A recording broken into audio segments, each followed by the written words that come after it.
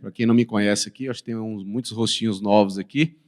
Eu me chamo Lucas, sou um dos pastores aqui também na comunidade cristã da Zona Sul. E nós temos hoje aqui a honra e o prazer de receber o Everton, né, mais conhecido como Bicudo, né, que ele é missionário aqui da comunidade e também pastor lá em São Tomé das Letras, uma cidade que fica aqui mais ou menos a uns 350 quilômetros aqui de Belo Horizonte. Ele faz parte lá, é um líder, né, e pastor do projeto da Cristo House, que fica lá em São Tomé, que é um ministério que se propõe a pregar e reunir, né, artesãos em torno de Cristo. A gente prega o evangelho para a galera e também os congrega em comunidade de fé, né, para que eles cresçam. E é uma galera que está em trânsito, né, que é viajante, trabalha com artesanato, são alternativos, né, um pessoal que vive uma vida alternativa e apaixonada por Jesus, tanto quanto, né, e talvez muito mais do que muitas pessoas que não se veem nesse contexto, amam a Cristo demais. E o Everton hoje vai compartilhar a palavra aqui conosco e eu creio que, né, vai ser uma grande bênção.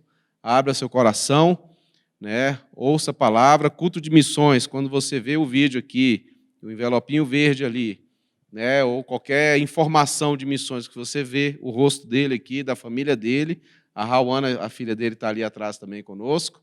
Ei, Raul, dá um tchau. Que mico, hein, cara? Depois eu vou ouvir pra caramba, mas a gente arrisca, né? Mas é isso aí. Everton, fica à vontade aí, varão. Amém, Lucão. Amém. Glória a Deus, galera. Graça e paz a todos. Amém. Boa noite. Não vou mais apresentar, porque já fui apresentado, né? Então, tá de boa. Deixo aqui um abraço da minha esposa, Dali. Hoje ela não deu para ela vir, mas amanhã ela vai estar no culto aí. E a Radacinha, que é a minha mais nova, né? Ali ficou lá com o filho do Davi, que está ali com a gente também, né? Ela ficou olhando.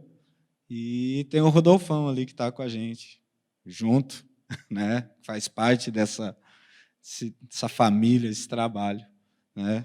Estamos todos juntos aí. Galera, como já foi apresentado, vamos para o mais importante. Não que isso não seja importante, mas vamos para o mais importante, que é o Evangelho. Tá? Eu vou deixar esse banquinho de lado, porque eu até tentei sentar, mas eu não consigo. Não dá, não vai. Eu queria convidar você para abrir em Mateus, capítulo 5. Eu estava vendo sobre o tema, né? Adoração, comunhão e testemunho.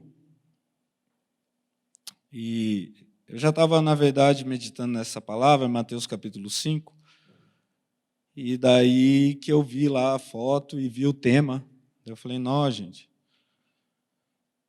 já tinha tema, mas eu creio que a gente chega lá, né? Então, Mateus capítulo 5, eu vou ler a partir do verso 1 até o verso 16. Vendo as multidões, Jesus subiu ao monte e se assentou. Seus discípulos aproximaram-se dele e ele começou a ensiná-los, dizendo: Bem-aventurados os pobres em espírito, pois deles é o reino dos céus. Bem-aventurados os que choram, pois serão consolados. Bem-aventurados os humildes, pois eles receberão a terra por herança. Bem-aventurados que têm fome e sede de justiça, pois serão satisfeitos. Bem-aventurados os misericordiosos, pois obterão misericórdia. Bem-aventurados os puros de coração, pois verão a Deus. Bem-aventurados os pacificadores, pois serão chamados filhos de Deus. Bem-aventurados os perseguidos por causa da justiça, pois deles é o reino dos céus. Bem-aventurados serão vocês quando por minha causa os insultarem, os perseguirem e levantarem todo tipo de calúnia contra vocês. Alegrem-se e regozijem-se, porque grande é a sua recompensa nos céus. Pois da mesma forma perseguiram os profetas que viveram antes de vocês. Vocês são o sal da terra. Mas se o sal perder o sabor, como restaurá-lo? Não servirá para nada. exceto para ser jogado fora e pisado pelos homens. Vocês são a luz do mundo. Não se pode esconder uma cidade construída sobre um monte. E também ninguém acende uma candeia e a coloca debaixo de uma vasilha. Ao contrário, coloca no lugar apropriado e assim ilumina a todos os que estão na casa. Assim, brilhe a luz de vocês diante dos homens, para que vejam as suas boas obras e glorifiquem ao Pai de vocês que está nos céus. Amém? Gostaria de pedir que um irmão ou uma irmã pudesse fazer uma oração por essa palavra. Fica à vontade aí, levanta no seu lugar, faça uma oração por essa palavra, em voz bem alta, para todo mundo ouvir. Amém. Amém. Glória a Deus, Fábio. É nóis. Gente, então aqui nós estamos diante do Evangelho de Mateus. Mateus, ele é um dos discípulos, né? Um dos 12, dos discípulos dos apóstolos, discípulos de Jesus. No Evangelho de Lucas e Marcos, você vê que ele é chamado de Levi, também, conhecido como Levi. E Mateus, ele escreveu esse evangelho, a gente tem aquela impressão, eu não vou ficar explicando o que é bem-aventurados, pobres de espírito e tal, porque eu sei que vocês já escutaram um monte de vezes, né? Eu vou direto ao ponto. Mateus, a gente tem a impressão, às vezes quando lê o evangelho, que esses caras aqui, eles escreveram pro ar, que eles escreveram assim, tipo como escreve um jornal que está... É gratuito, daí você passa e pega, que eles escreveram um negócio, deixaram ali para todo mundo passar, pegar e ler. Mas não é bem assim, né? A gente sabe que não foi bem assim. Então, o que acontece? Mateus, que também foi chamado de Levi, ele era publicano, não era uma profissão muito recomendada para aquela época, tá bom? Ele era um cara judeu, só que ele era publicano. Então ele era considerado traidor de seu povo, porque ele trabalhava na coletoria e ele coletava os impostos do povo para Roma. Só que sempre rolava um cachezinho a mais, rolava uma corrupção ali, né? De corrupção a gente conhece aqui, né? Então era mais ou menos assim naquela época. E ele coletava e um dia passa Jesus. Eu não sei se Jesus... Ele já conhecia Jesus de outras vezes, ou conheceu ali. Não, a palavra não fala isso, e se não fala, não importa para nós também. Jesus passa ali e chama ele para segui-lo. E fala que Mateus, deixando a coletoria, começa a seguir Jesus, né? E ele vira um seguidor de Jesus. Ele segue Jesus durante ali os 3 anos, eu acho, ou quase. E ele vira um seguidor de Jesus. O que é virar um seguidor de Jesus? É virar um discípulo de Jesus. Essa palavra discípulo é seguidor, né? Então ele começa a andar com Jesus, seguir Jesus. Jesus morre, ressuscita, como nós celebramos aqui na ceia, né? Ele ressuscita e esses homens são cheios do Espírito Santo e são espalhados ali, falando dos 11, né? Porque um rodou, né? um rodou, né? Então, falando, depois entrou outro, mas falando dos 11, esses homens são espalhados ali e, pelos estudiosos, um dos primeiros evangelhos que foi escrito foi o de Marcos. É um dos evangelhos mais antigos. Foi escrito o evangelho de Marcos. Por que eu estou te falando tudo isso? Para chegar no ponto de Mateus aqui. Porque o evangelho de Mateus e de Lucas, ele é escrito mais ou menos baseado no evangelho de Marcos. Por mais que Lucas pegou relatos de Paulo e, né, Mateus andou com Jesus, mas a gente tem, assim, pelos estudiosos, que um dos primeiros evangelhos foi o de Marcos, escrito. Então você vai ver muita semelhança no evangelho de Mateus, porque ele com certeza baseou em algumas coisas escritas por Marcos. E Marcos era assim, ó, com Pedro. Né? Então Marcos também sabia o que estava falando. Só que por que eu falo que o evangelho não foi escrito assim como um jornal que é distribuído para quem passa, pega e lê? Porque, gente, a gente tem que entender que Mateus escreveu endereçado a uma comunidade de cristãos. Ele não escreveu por escrever, ele não acordou um dia e falou assim: estou a fim de escrever um evangelho. Eu vou escrever e deixar lá para quem passar a pegar. Não, não foi assim. Então, não tem como a gente ler o evangelho assim também. Amém ou não amém? Vocês estão comigo? Estão entendendo? Então, não tem como ler assim também. A gente tem que entender que Mateus, ele escreve o evangelho endereçado com propósito a uma comunidade específica de cristãos daquela época.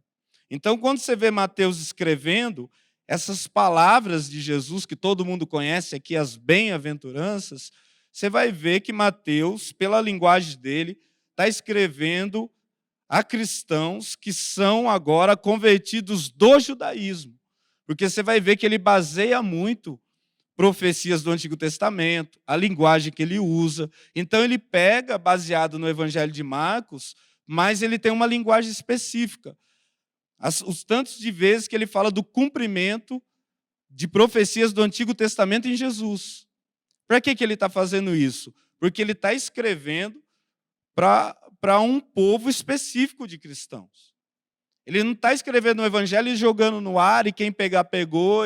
Não, ele está escrevendo para uma comunidade específica da igreja primitiva, de cristãos que são convertidos do judaísmo.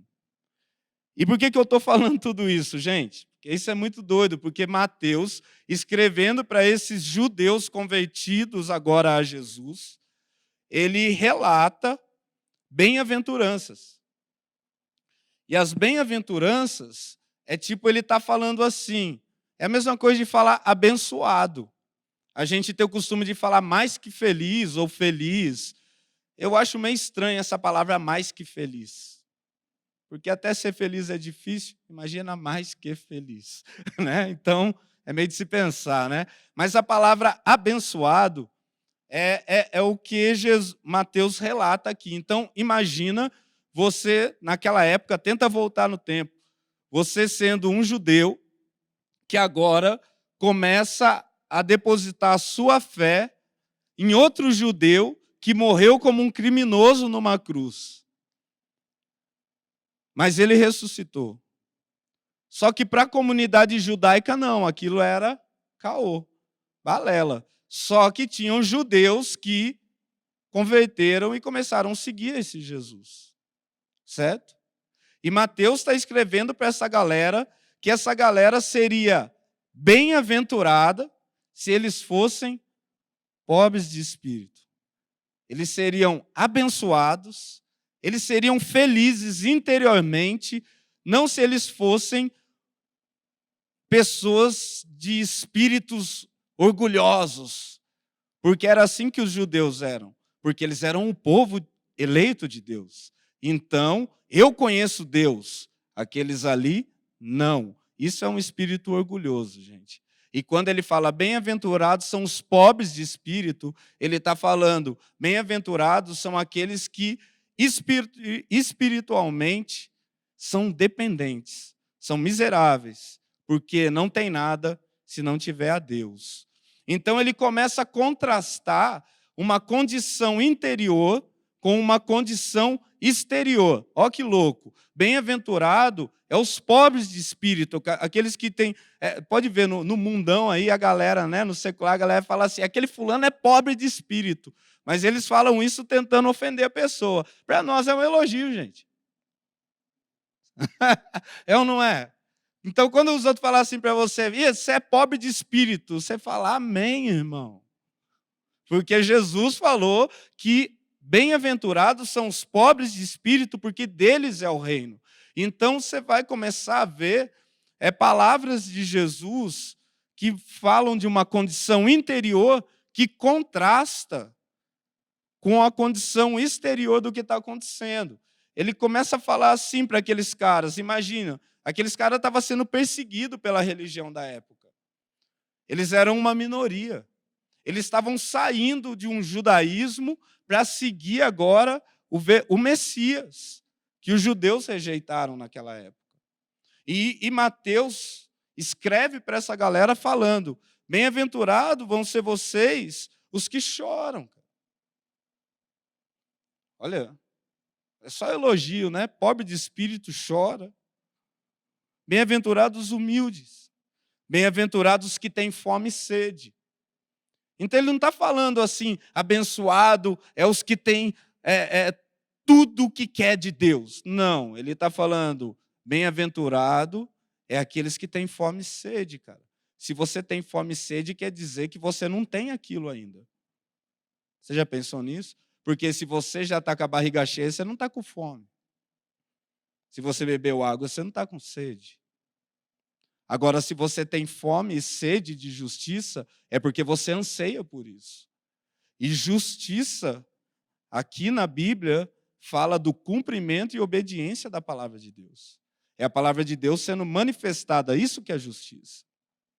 Então ele começa a falar que bem-aventurado agora são pessoas que, cara, teriam que contrastar com alguns valores que o mundo colocava como valor.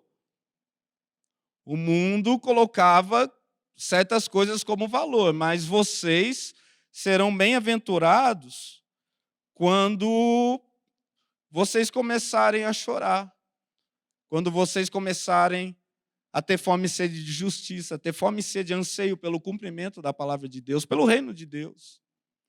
Quando vocês começarem a ser reconhecidos por serem pacificadores, quando vocês forem, essa palavra eu sei que é essa que vocês mais gostam, quando vocês começarem a ser perseguidos. Porque a Bíblia é um livro que foi escrito em tempos de perseguição por cristãos perseguidos para cristãos perseguidos. Então, quando isso falta dentro da nossa fé em ação, algo está errado. Algum tipo de perseguição está errado. Quando o sistema, o mundo está batendo nas suas costas e te elogiando por você ser um bom cristão, sei lá se você está sendo um bom cristão. Porque a condição nossa como seguidor de Jesus é bater de frente com um sistema que não concorda com o reino dos céus. Então, o Mateus está escrevendo para essa galera. Ele está escrevendo, falando para discípulos de Jesus naquela época da igreja primitiva, que o quê? Que eles seriam perseguidos, cara. E quando isso acontecesse, cara, você é bem-aventurado. Você está na bênção, irmão.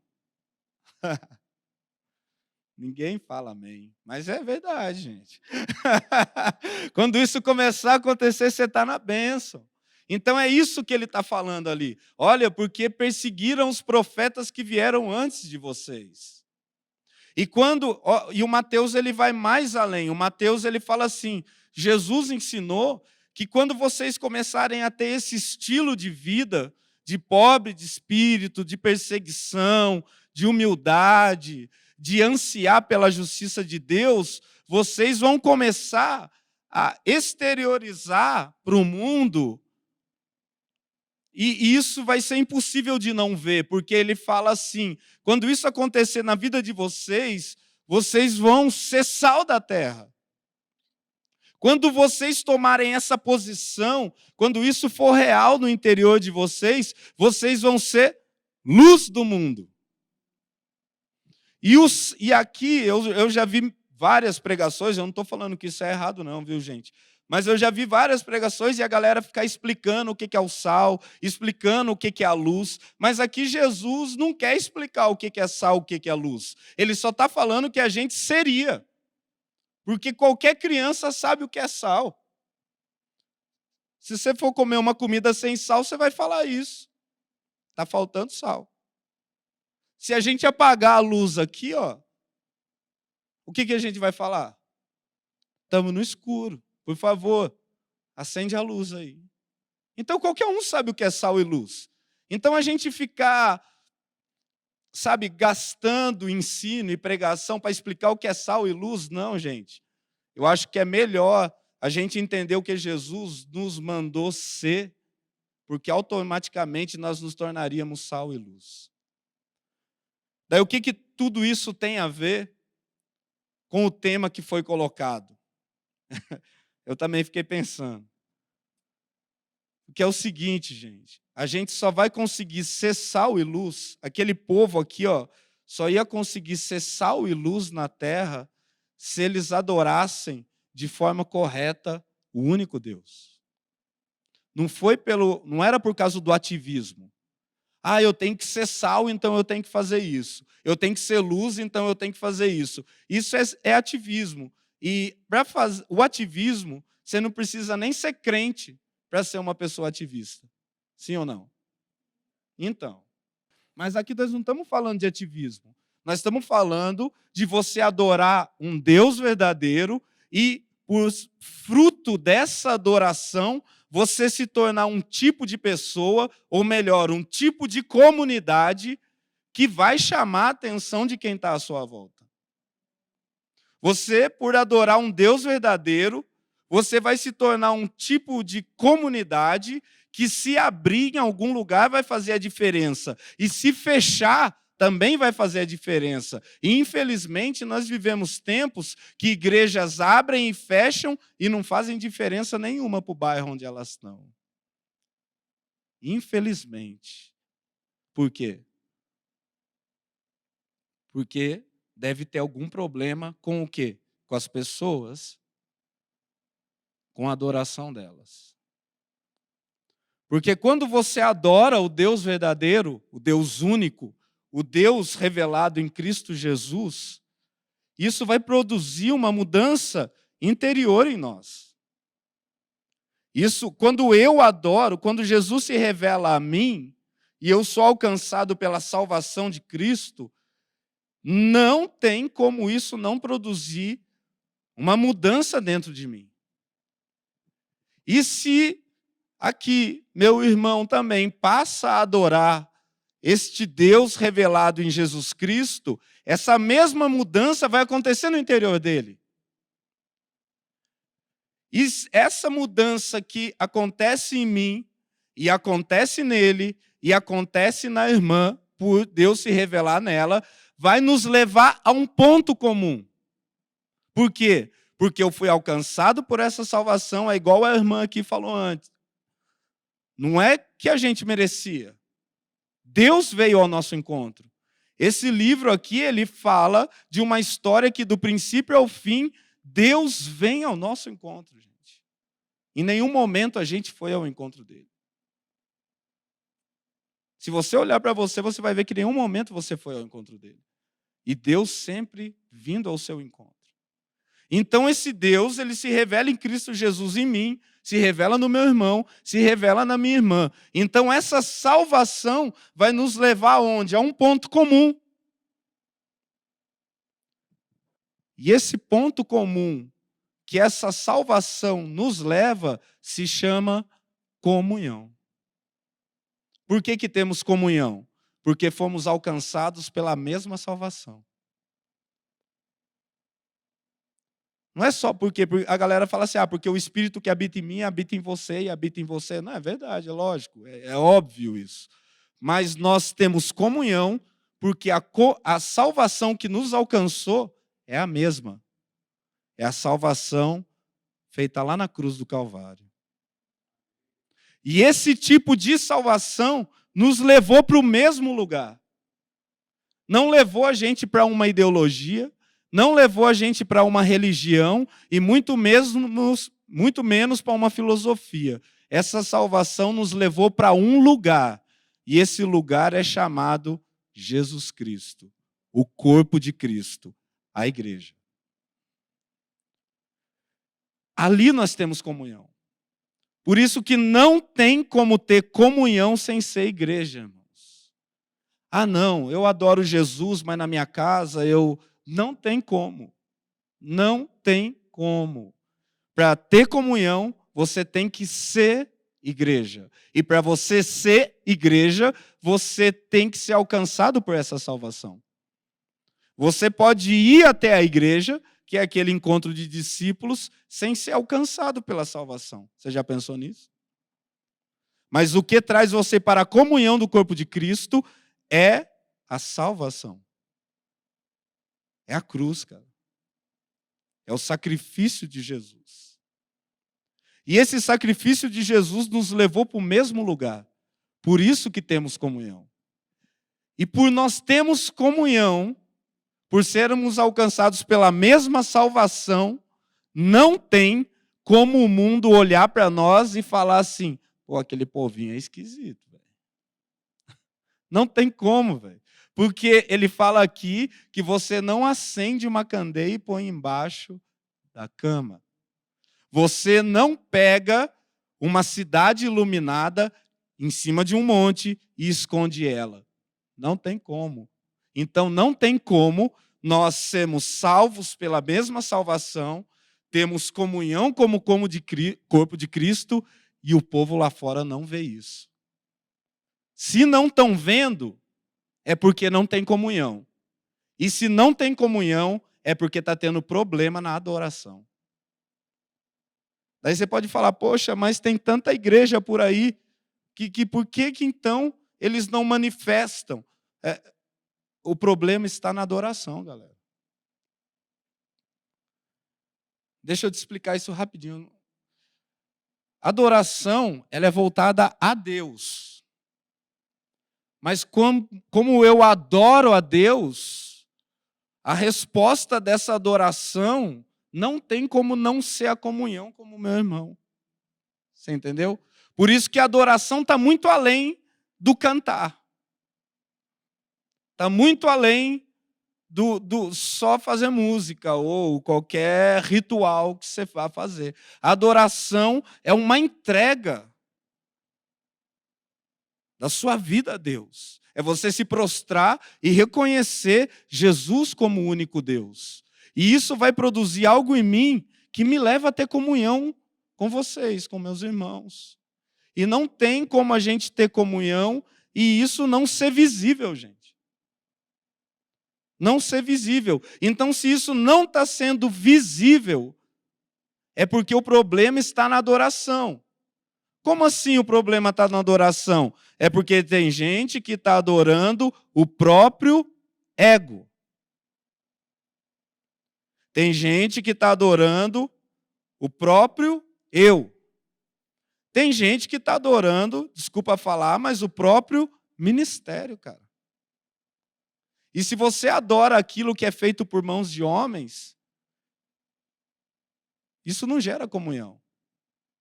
E se não gera comunhão, quem que vai ver luz alguma brilhar lá fora? Porque o mundo está em trevas. Então a luz não brilha quando você faz ação social. A luz brilha quando você manifesta Cristo. E não quando você manifesta Cristo sozinho, mas quando você consegue manifestar Cristo em comunidade. Porque o Deus que adoramos é uma comunidade. Ele é trino. Pai, Filho e Espírito Santo. Amém? Então, o que acontece? Hoje nós estamos lá em São Tomé das Letras, pregando o Evangelho. Uma cidade conhecida pelo misticismo e pelo esoterismo. Só que hoje, para a glória de Deus, os turistas sobem lá, chegam lá, buscando o esoterismo e encontram um grupo de hippies falando do amor de Jesus. Amém? Por quê? Porque o evangelho está sendo pregado naquele lugar e esses hippies estão adorando a Deus único e verdadeiro. Essa adoração está gerando no meio desses hippies comunhão. A gente expõe num lugar que é uma feira de artesanato, né? E tem um pessoal que fica zoando a gente. Ele fala, aquela parte da feira é a parte evangélica da feira. Por quê? Porque eles ficam bravos, porque antes não tinha nenhum hippie evangélico na feira. E de repente começou a aparecer 1, 2, 3, e hoje tem mais de 5 bancas de famílias de hippies evangélicos expondo na feira. E quando a galera chega e fala assim, eu vim comprar a pedrinha da sorte, daí o hippie fala assim, eu tenho ela aqui, eu tenho só a pedra, mas a sorte verdadeira eu vou te explicar de onde vem. E fala do evangelho para a pessoa.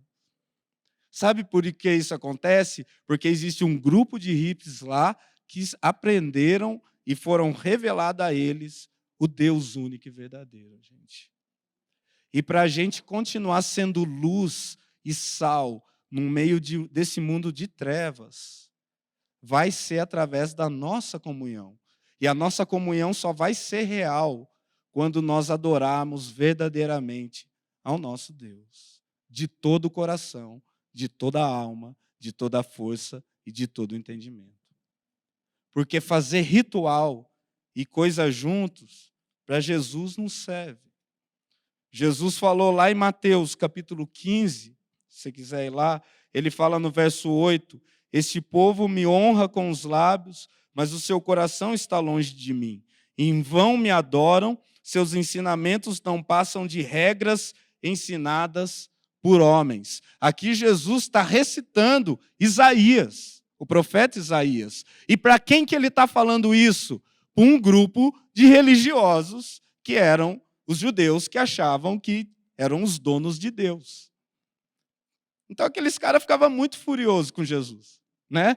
Porque ele vai falar assim, cara, a adoração de vocês é vã. Por que a adoração é vã? Porque está baseado em coisa que vocês inventaram. Jesus, em outras palavras, podia olhar para aqueles caras. Eu acho que aqui Jesus foi bem misericordioso, porque Jesus podia olhar para eles e falar, vocês como bons judeus, vocês são idólatras. Vocês adoram aquilo que vocês inventaram. E nós, irmãos, discípulos de Cristo, não. Nós adoramos aquilo que nos foi revelado, não aquilo que inventamos. Nós não adoramos cantores, nós não adoramos pastores, nós não adoramos pregadores, nós não adoramos ministérios, placas, nada que seja feito por mãos de homens. Nós adoramos a um Deus único e verdadeiro, revelado em Cristo Jesus. E essa adoração produz em nós comunhão. E a nossa comunhão vai ser luz para esse mundo em trevas, gente. Porque dias de trevas estão vindo. Ai, a pandemia, papapá. Mano, isso daí é só um cenário, faz parte só de um cenário que está sendo montado. Se prepara para o que vai vir agora. Mas, ao mesmo tempo que vai vir agora, esse cenário sendo revelado mais forte, juntamente com ele, eu não sei a galera, mas eu vejo o pastor, o presbitério aqui falar muito disso, e eu acredito lá no íntimo do meu coração, que junto com esses tempos difíceis, vai vir um derramar de Deus, surpreendente. Eu creio, e isso bate no meu coração desde antes da pandemia, quando o Senhor me deu uma palavra lá no livro de Êxodo, sobre as pragas, ele falava que enquanto o Egito estava em trevas, estava 3 dias em plena escuridão, no arraial de Israel havia luz. E de repente veio essa pandemia. E a pandemia não é nada, gente.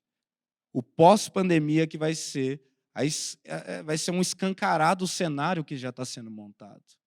E esses serão tempos que nós precisamos estar verdadeiramente em comunhão, para que a nossa luz possa brilhar no meio das trevas que virão. Não tenha medo das trevas. Você adora um Deus vivo. Você adora Jesus, que é luz. E essa luz, ele fala aqui, eu termino falando, ele fala o que no capítulo 5, verso 16? Para que a luz de vocês brilhe diante dos homens, e os homens glorifiquem o vosso Pai que está nos céus. Como que o mundo vai glorificar a Deus? Quando nós brilharmos essa luz de Deus através da nossa comunhão, que é expressada através da verdadeira adoração. Amém? Galera, é isso que eu queria compartilhar.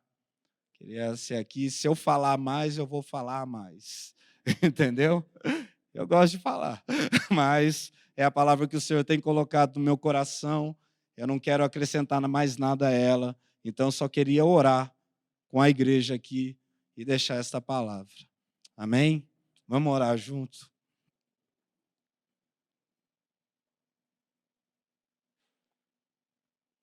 Senhor, nosso Deus e Pai, nós te agradecemos em nome de Jesus, Pai, por podermos estar aqui neste lugar, esta hora, falando abertamente do Teu nome, sabe, falando abertamente da Tua palavra.